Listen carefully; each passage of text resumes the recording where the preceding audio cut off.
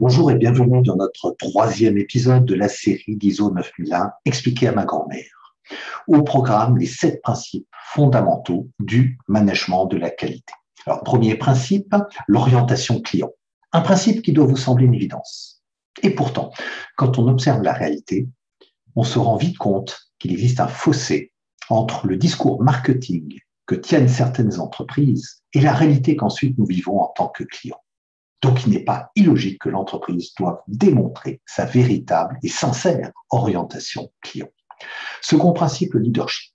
Là, la direction de l'entreprise doit démontrer son rôle clé dans la mise en place, puis dans l'évolution du système de management de la qualité. La direction doit notamment fixer des objectifs qualité clairs et s'assurer qu'elle donne bien les moyens humains, techniques et financiers pour atteindre ces objectifs. Troisième principe, l'implication du personnel. La direction doit s'assurer de l'implication de l'ensemble des collaborateurs, quel que soit leur poste, quelle que soit leur fonction.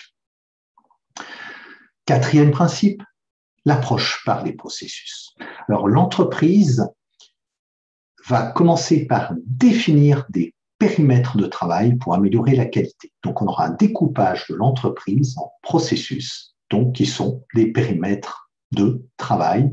Dans chaque processus, on va identifier les non-qualités, les dysfonctionnements, bref, ce qu'on appelle les risques au sens de la norme ISO 9001.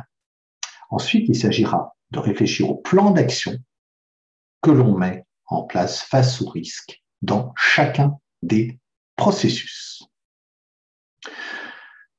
Pourquoi ce découpage par processus? On aurait très bien pu raisonner aussi en fonction des différents services que l'on trouve dans l'organigramme classique de la plupart des entreprises.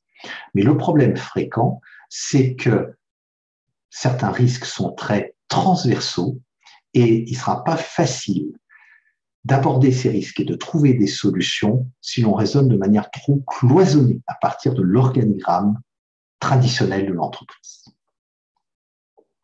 Cinquième principe, c'est le principe d'amélioration, et notamment d'amélioration continue face à la maîtrise des risques, face aussi à la recherche d'opportunités qui permettraient de satisfaire encore mieux les attentes du client. Sixième principe, la prise de décision fondée sur des preuves.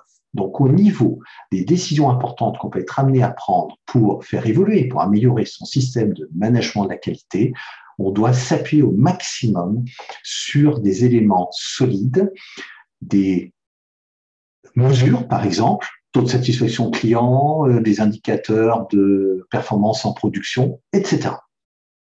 Et enfin, le septième principe, c'est celui du management des relations avec les parties intéressées. En effet, comment faire évoluer son système de management de la qualité si on ne prend pas en compte tous les acteurs, dont bien sûr en premier lieu les collaborateurs de l'entreprise, mais il peut s'agir aussi des fournisseurs et de partenaires divers, comme par exemple les banques de l'entreprise ou les administrations avec lesquelles l'entreprise est en contact. Il faut évidemment prendre en compte la qualité de relation, qualité de fonctionnement avec ces parties intéressées, parce que, à défaut, à un moment donné, il y aurait risque de retomber sur la satisfaction client si on ne maîtrise pas bien la qualité de fonctionnement, la qualité de relation avec ces parties intéressées. Je vous remercie pour votre attention et rendez-vous à notre prochain épisode de la série.